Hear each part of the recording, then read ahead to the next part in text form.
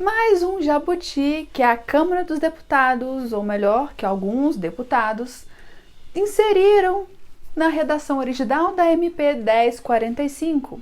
Dessa vez, eles tentam reduzir o valor das horas extras de 50% a mais do que a hora normal trabalhada para 20% em algumas categorias que possuem a jornada de trabalho diferenciada. Vem comigo que eu te conto essa história.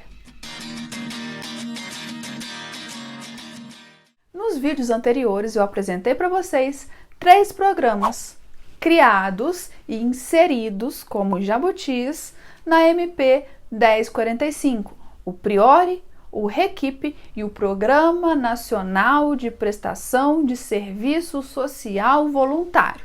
Vai aparecer o card aqui em cima para vocês e eu vou deixar na descrição do vídeo porque são vídeos essenciais para você perceber o que está acontecendo no país, o que está prestes a acontecer. Mas eles não pararam por aí, não foram só a criação desses 3 programas, eles também inseriram diversos artigos, vulgo jabutis, na redação original dessa medida provisória. Alguns chamam de uma mini reforma trabalhista. Eu não falo reforma porque reforma a gente melhora, ninguém reforma sua casa para piorar. Então, para mim, não é uma reforma, é um aprofundamento da crise. Dessa vez, eles tentam reduzir o valor da hora extra de 50% para 20% em algumas profissões que possuem a jornada de trabalho reduzida. A jornada de trabalho máxima, e de acordo com a CLT e com a própria Constituição, é de 8 horas semanais e 44 horas, de 8 horas diárias e 44 horas semanais.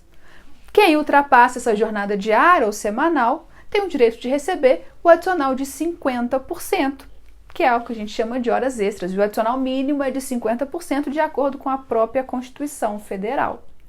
Mas existem algumas profissões que possuem uma jornada de trabalho diferenciada.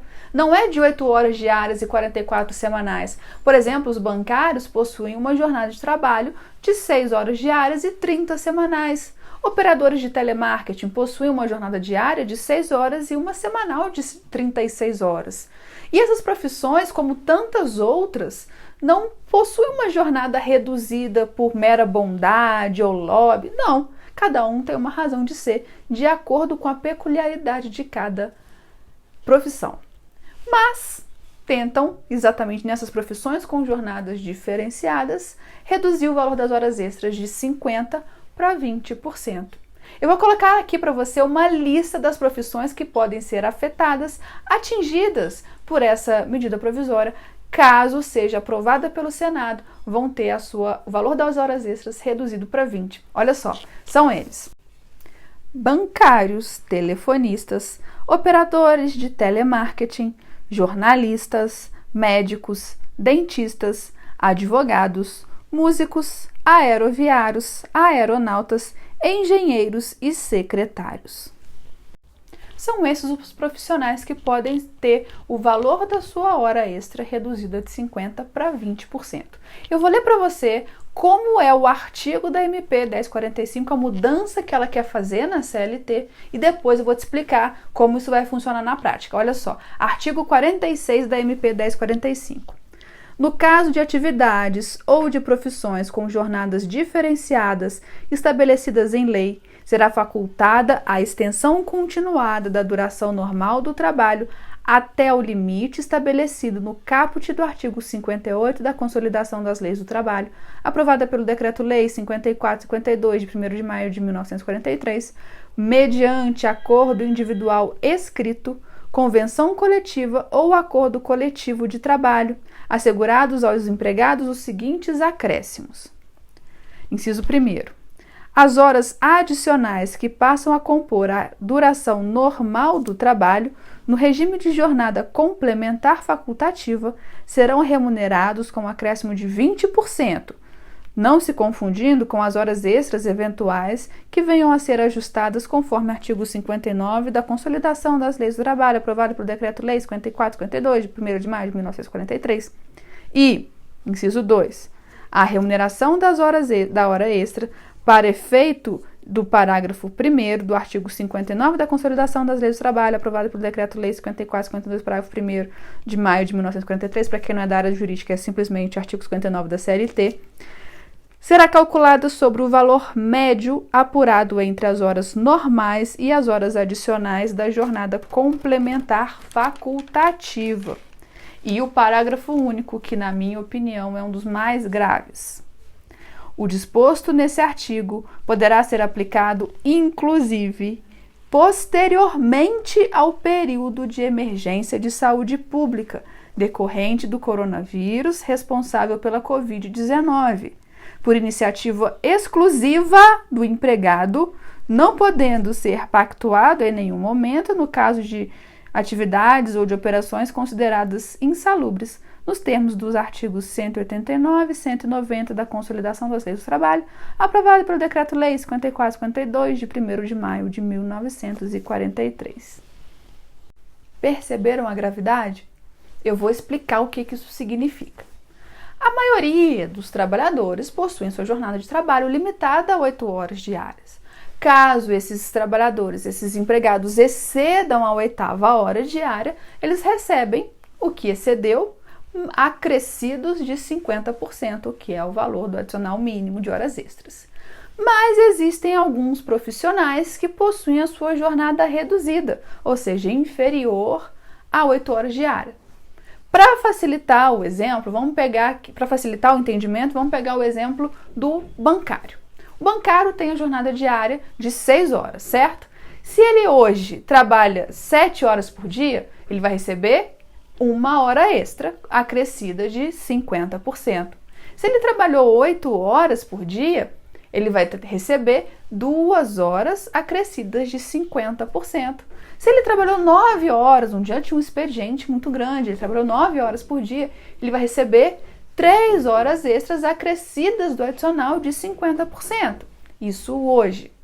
Agora imaginemos que o Senado aprove esse jabuti e reduza o valor das horas extras dos empregados. Significa que até ele completar a 8ª hora diária, ele só vai ter direito de receber 20% de horas extras. Então, no exemplo do bancário, se ele trabalhou 7 horas, a jornada dele é de 6, mas se ele trabalhou 7 horas por dia, ele vai receber 1 hora extra, mas com adicional de 20%.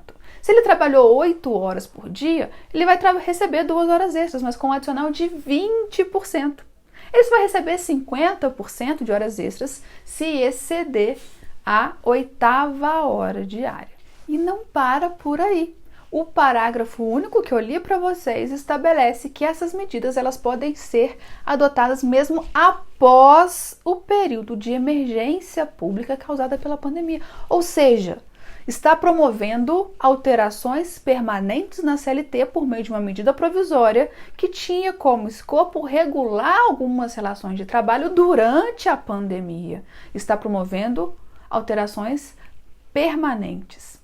E não se engane com essa falsa ideia que traz ali na redação de que é o empregado que está no comando, que só essas medidas só podem ser adotadas se o empregado concordar, porque só pode ser por meio de um acordo individual escrito com o empregado, então precisa da anuência do empregado, e se o empregado não concordar, não vai assinar. E depois que acabar a pandemia, somente por iniciativa exclusiva do empregado é que vai permanecer essa redução. Você acredita mesmo nisso? Você acredita que o empregado está no mesmo pé de igualdade do empregador para negociar? Você consegue imaginar o empregado, após a pandemia, se dirigir ao seu empregador e falar assim: olha, aqui, eu quero continuar recebendo só 20% de horas extras, porque 50% é demais. Eu gastava esses 30% com bobeira, com coisa supérflua, não fazia falta na minha vida. Então, vamos continua me pagando só 20%, que eu só quero 20%, não quero 50% não. Você acredita mesmo nisso? Existe acordo de verdade entre empregado e empregador? Eles estão em pé de igualdade para negociar de igual para igual? Você acha mesmo? Eu falo acordo, sim, um acordo que ambas as partes chegam ali ao meio termo, e não que um impõe e o outro aceita. Isso não é acordo. Acordo é quando ambas as partes aceitam voluntariamente. Isso existe na relação de emprego entre empregado e empregador? Imagina a seguinte situação: o empregador chega para o empregado, né? O acordo tem que ser escrito lá com o termo aditivo do contrato para reduzir a jornada o valor das horas extras de 50% para 20%. E o empregado se recusa, fala assim: olha, patrão, chefe, desculpa, mas esses 30% vai fazer falta, as coisas estão muito caras, a inflação está muito alta, eu não tenho como abrir mão do meu direito e perder esses 30%. Vai fazer muita falta, porque sou eu que sustento a minha família. E aí o empregador só vai falar com ele assim: é melhor você abrir mão de 30% do que do salário todo, concorda? Se 30% vai fazer falta, você imagina perder o salário todo, né? Para bom entendedor, já sabe. O que vai acontecer? É claro que o empregado vai assinar. É claro que ele vai aceitar. Ele pode se dar o luxo de perder o emprego, ainda mais no meio de uma crise. E para os outros funcionários que forem contratados posteriormente, que já vai estar lá, você acha que ele vai poder discutir se ele aceita ou não? Ou aceita ou não contrata? É simples assim, gente. Não existe negociação de igual para igual de empregado direto com o empregador. É por isso que existem os sindicatos. É a reunião dos trabalhadores para tentar achar uma igualdade para negociar com a empresa. Por isso que existem as negociações coletivas. Negociação individual entre empregado e empregador. A gente sabe que não existe vontade real do empregado e sim o medo de perder o seu emprego. E é isso que vai acontecer. O patrão manda, o empregado obedece. Se ele tiver juízo, família para sustentar. Esse artigo que eu li com vocês, ele é formalmente inconstitucional, porque da mesma forma que os outros programas e todos os jabutis que foram inseridos nessa medida provisória, é formalmente inconstitucional. Não pode haver texto, a inclusão, a inserção de textos estranhos à medida provisória para tentar uma aprovação mais rápida. O STF já decidiu dessa forma. Mas no caso das horas extras é ainda mais inconstitucional, é como eu disse, é inconstitucionalíssimo, porque além dessa inconstitucionalidade formal, tem a material, a Constituição estabelece que o patamar mínimo das horas extras é de 50%. Não pode uma medida provisória ou uma lei ordinária reduzir de 50% para 20%. Então é inconstitucional. E que seja pela inconstitucionalidade, que ela não passe no Senado Federal. E é por isso que eu peço a sua ajuda para compartilhar esse vídeo com o máximo de pessoas possíveis, para que as pessoas saibam o que está acontecendo e possa, assim, pressionar o Senado para rejeitar esses jabutis que foram inseridos. No próximo vídeo eu vou falar sobre o acesso à justiça gratuita e o que esses jabutis também inseridos na MP 1045 tentam fazer com a gratuidade da justiça, dificultando ou às vezes até inviabilizando o acesso à justiça de muitas pessoas, também sem nenhuma pertinência com a pandemia.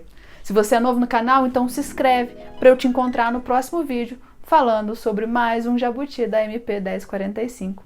Até lá!